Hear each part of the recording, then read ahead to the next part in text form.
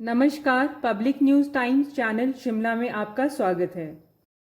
हिमाचल प्रदेश में खेलों को बढ़ावा देने के मकसद से युवा सेवा एवं खेल विभाग द्वारा शिमला में राज्य स्तरीय खिलाड़ियों को सम्मान समारोह आयोजित किया गया, जिसमें अंतर्राष्ट्रीय स्तर पर खेलों में हिमाचल का नाम रोशन करने वाले खिलाड़ियों को मुख्यमंत्री ने सम्मानित किया। कुल 21 खिलाड़ियों को लगभग 15 करोड़ की नकद राशि देकर मुख्यमंत्री ने सम्मानित किया और खेलों का बढ़ावा देने की बात कही। इस दौरान मुख्यमंत्री सुखविंदर सिंह सुक्खू ने कहा कि हिमाचल प्रदेश सरकार व्यवस्था परिवर्तन के दौर से गुजर रही है। खेल और खिलाड़ियों को प्रोत्साहन दिया जा रहा है। पैरा ओलंपिक में पदक लाने वाले निशांत कुमार को 7 करोड़ 80 लाख देकर सरकार ने सम्मानित किया है और इसी तरह अन्य खिलाड़ियों को भी सम्मान किया गया ताकि खिलाड़ी आगे बढ़े और देश विदेश में देश का नाम रोशन करें। खिलाड़ियों की सम्मान राशि में सरकार ने 7 गुना बढ़ोतरी की है। स्कूल और कॉलेज स्तर पर भी राज्य स्तरीय और राष्ट्रीय स्तर पर खेलने वाले खिलाड़ियों को भी सरकार सम्मानित कर रही है। वहीं सम्मान पाने वाले खिलाड़ियों ने कहा कि इस तरह से सम्मान समारोह से खिलाड़ियों का मनोबल बढ़ता है। सरकार को स्कूल स्तर पर खेलों को बढ़ावा देने की जरूरत है, क्योंकि खिलाड़ी स्कूल से ही निकल कर आते हैं। ऐसे में स्कूली स्तर पर बेहतर खेल सुविधाएं देने पर सरकार को फोकस करना चाहिए। National championship, all India university tournament तथा जूनियर नेशनल चैंपियनशिप में भी भाग लिया है। हमें आपकी उपलब्धि पर नाज है। टोपी से सम्मानित किया जा रहा है। करतल ध्वनि से स्वागत करें, इनका जोरदार अभिनंदन करें कुमारी अंजलि देवी का। प्रदेश सरकार द्वारा इन्हें सम्मानित किया जा रहा है। माननीय मुख्यमंत्री महोदय इन्हें सम्मानित कर रहे हैं।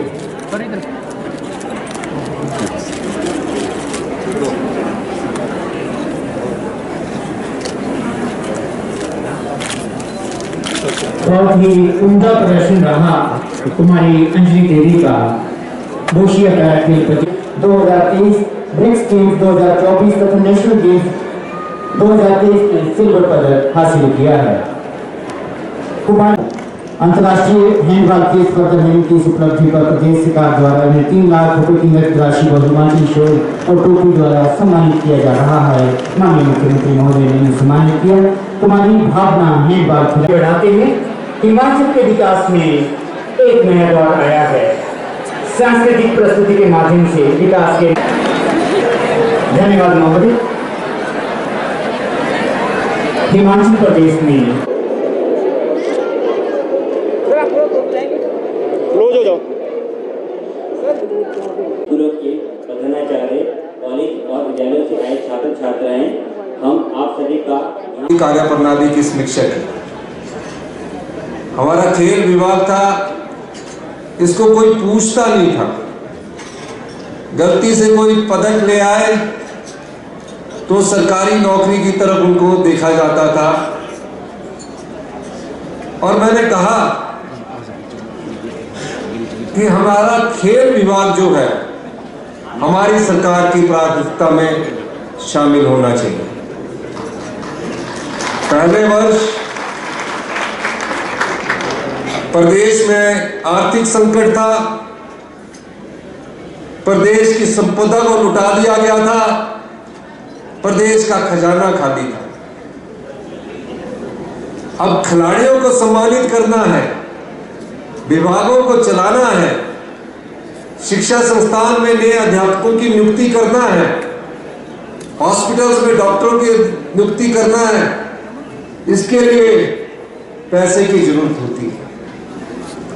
हमारी सरकार ने कहा कि इस व्यवस्था से ये विभाग चलने वाले नहीं है, और हमने कहा हम व्यवस्था परिवर्तन के करके हिमाचल प्रदेश को आत्मनिर्भर बनाएंगे। और जो आज खिलाड़ियों को सम्मान मिल रहा है वो उस आत्मनिर्भर हिमाचल प्रदेश की कल्पना है, परिकल्पना है, जो हम बार बार कहते हैं कि 2027 में हिमाचल प्रदेश आत्मनिर्भर होगा और हिंदुस्तान का सबसे समृद्धशाली प्रदेश होगा।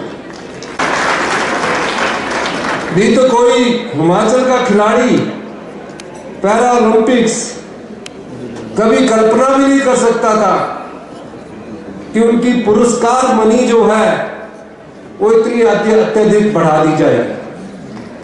कभी कल्पना भी नहीं कर सकता था। और माँ बाप तो कभी खेलों को प्रोत्साहन देते ही नहीं थे। वो कहते थे पढ़ोगे लिखोगे बनोगे नवाब, खेलोगे कूदोगे होंगे खराब। ये नारा होता था। बड़ी मुश्किल से हमारी बेटियां खेलों में निकली और आज मुझे बड़ा हर्ष महसूस हो रहा है कि ऐसे खिलाड़ी जो जीवन में कोई लक्ष्य तय कर लेते हैं, कोई ध्येय तय कर लेते हैं, जो अपनी दिव्यांगता को भी भूलकर संघर्ष की राह में चलते हैं।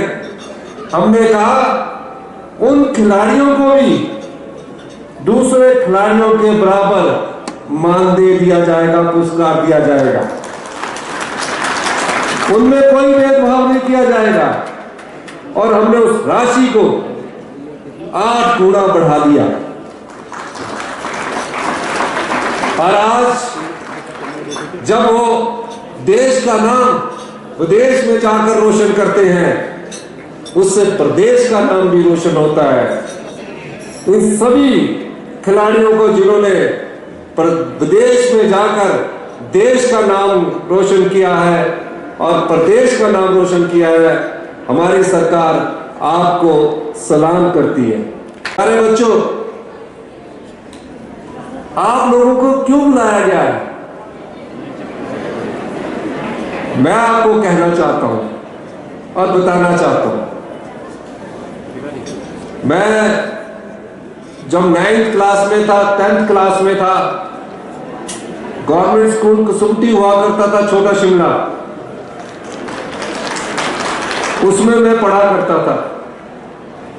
तो जो हमारे पीडब्ल्यूडी मिनिस्टर्स हैं, इनकी विधानसभा क्षेत्र में सुन्नी में स्कूल खेल हुआ करते थे और मैं भी खेलने हॉकी चला गया, डिबेट में भी चला गया। पुरस्कार तो हम जीत नहीं सके, उसमें डाइट मनी बहुत कम हुआ करती थी, खाने की सुविधा बहुत कम हुआ करती थी। फिर मैं जब कॉलेज में पहुंचा तो मैं हैंडबॉल भी खेलता था, हैंडबॉल का भी कैप्टन था। और जिस साल हमने हैंडबॉल खेला उससे पहले हमारा गवर्नमेंट कॉलेज ने हैंडबॉल में इंटर कॉलेज जीता था। और जब मैं कैप्टन बना ढलियारा में, मुझे आज भी याद है, हैंडबॉल के इंटर कॉलेज के टूर्नामेंट हुए, हम पहले ही राउंड में आ गए। मैं कैप्टन था, कैप्टन के साथ मैं गवर्नमेंट कॉलेज सजौली का प्रेसिडेंट भी था। अब जो पिछली बार गोल्ड मेडल लेकर आए और पहले ही राउंड में हार जाए तो दुख तो होता ही है। लेकिन स्पोर्ट्स के प्रति मेरी भावना हमेशा से उन खिलाड़ियों के साथ रही जिनके की अनदेखी होती रही। मैं एक दिन रेलवे से स्कूल के बारे में आपको बताना चाहता हूं।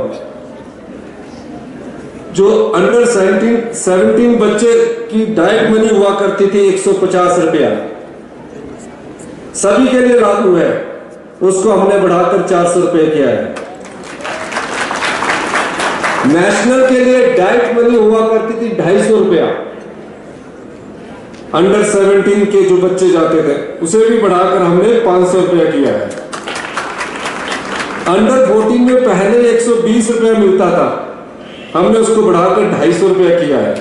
नेशनल में अंडर 14 को 250 रुपया मिलता था, हमने उसको बढ़ाकर 400 रुपया किया है। और अब जब हमारा बजट प्रस्तुत हुआ, बजट से पहले मैंने कहा, अधिकारियों ने काफी कहा कि इतना पैसा देना ठीक नहीं है। मैंने कहा जो संघर्ष करके राष्ट्रीय स्तर पर जाता है, उसके बाद अंतरराष्ट्रीय स्तर पर जाता है, राज्य पर जाता है, वो संघर्ष करने वाला जानता है। कहा कि 50 लाख से 1 करोड़ कर दो। मैंने कहा इसमें बहुत महत्वपूर्ण बदलाव करने की जरूरत है। और समर ओलंपिक्स, विंटर ओलंपिक्स और जो पैरा ओलंपिक्स में जो हमारे दिव्यांग लोग जाते हैं, हैंडीकैप्ड लोग जाते हैं, हमने जो प्राइज मनी थी 3 करोड़ से बढ़ाकर 5 करोड़ रुपए की, 2 करोड़ को बढ़ाकर 3 करोड़ रुपए किया, 1 करोड़ को बढ़ाकर 2 करोड़ रुपए किया। एशियन गेम्स में बहुत बुरा हाल था, 50 लाख रुपए मिलते थे। अब बेचारा पहले तो अपने जिला से जाएगा, उसमें सिलेक्ट होगा, संघर्ष करना पड़ेगा, फिर उसके बाद स्टेट से जाएगा, फिर नेशनल से जाएगा, फिर एशियन गेम्स में जाएगा। एशियन गेम्स जीतकर अगर पदक आएगा तो 50 लाख रुपए मिलेगा। हमने उसको बढ़ाकर 50 लाख से बढ़ाकर 4 करोड़ रुपया किया। सिल्वर मेडल लेकर आ गया, कितनी सीढ़ियां चढ़ी उसने। फिर एशियन में सिल्वर मेडल लेकर आया, उसको 30 लाख रुपया मिलता था, हमने उसको बढ़ाकर 2.5 करोड़ रुपया किया। ब्रॉन्ज मेडल को बेचारे को 20 लाख रुपया मिलता था, हमने उसको भी बढ़ाकर 1.5 करोड़ रुपया किया। कॉमनवेल्थ गेम्स होते थे, उसमें गोल्ड मेडल वाले को 50 लाख रुपया मिलता था, हमने उसको बढ़ाकर 3 करोड़ रुपया किया। पैरा कॉमनवेल्थ गेम्स होते हैं, कॉमनवेल्थ गेम्स और पैरा कॉमनवेल्थ गेम जो होते हैं सब में सिल्वर को 30 लाख रुपया मिलता था, हमने बढ़ाकर 2 करोड़ रुपया किया। और ब्रॉन्ज मेडल वाला जो 20 लाख रुपया था उसको बढ़ाकर 1 करोड़ रुपया किया।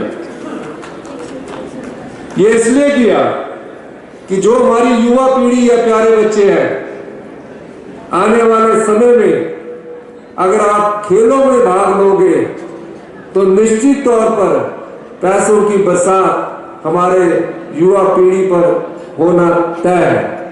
इनमें इन बच्चों को भी शामिल किया गया है जो दिव्यांग है। उनकी इच्छा शक्ति के आगे कोई भी चीज संभव है। तो मैं कह सकता हूं कि आप लोगों को भी खेलों में भाग लेने के हम उचित अवसर प्रदान करेंगे।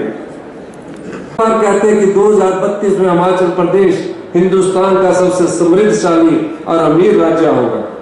हम फैसले कर रहे हैं, गरीब के अधिकार को हम नहीं छीनेंगे, गरीब को और अधिक सब्सिडी और अनुदान दिया जाएगा, लेकिन जो सामर्थ्य है, जो 50,000, 1 लाख, 10 लाख, 1 करोड़ इनकम टैक्स देता है, उसे पानी की सब्सिडी क्यों दी जाए, उसे बिजली की सब्सिडी क्यों दी जाए।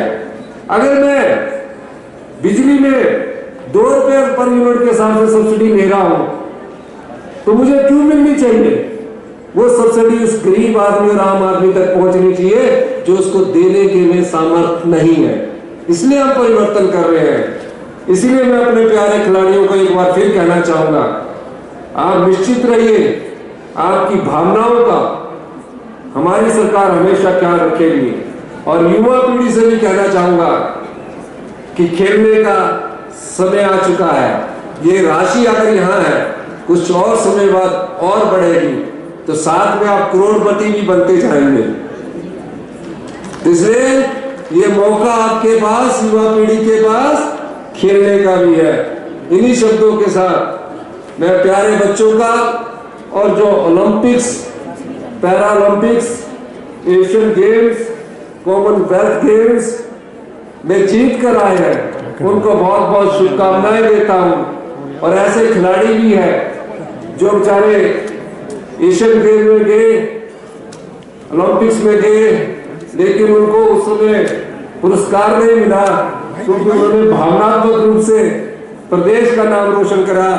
मेरा मानना है कि हम उस बारे में भी थोड़ा सोचना चाहिए, क्योंकि जब खेल की सुविधा नहीं थी तब भी उन्होंने इस प्रदेश का नाम रोशन किया। तो मेरा विचार है कि इस मामले में भी हमारे खेल मंत्री जरूर सोचेंगे। इन्हीं शब्दों के साथ मैं आप सब लोगों का बहुत बहुत धन्यवाद करता हूँ। कितने गुना सम्मान राशि बढ़ाई गई, कितना महत्वपूर्ण व्यवस्था परिवर्तन का ये उदाहरण आपने यहाँ देखा और आत्मनिर्भर हिमाचल का उदाहरण आपने यहाँ देखा। जहां पैरा ओलंपिक्स को भी 7 करोड़ 80 लाख रुपए की राशि दी गई।